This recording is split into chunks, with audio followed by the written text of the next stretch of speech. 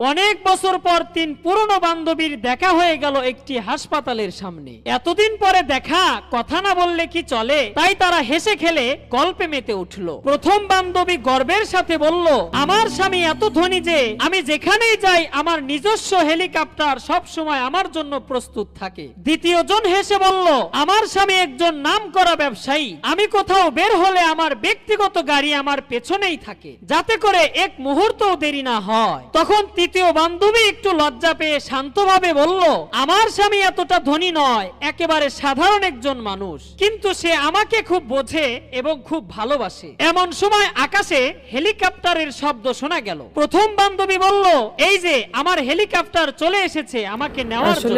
তারপর রাস্তায় একটি দামি গাড়ি এসে দাঁড়াতেই দ্বিতীয় বান্ধবী বলল, ওটাই আমার গাড়ি, সব সময় আমার অপেক্ষায় থাকে। ঠিক তখনই তৃতীয় বান্ধবীর স্বামী আস্তে আস্তে হেঁটে এসে তার স্ত্রী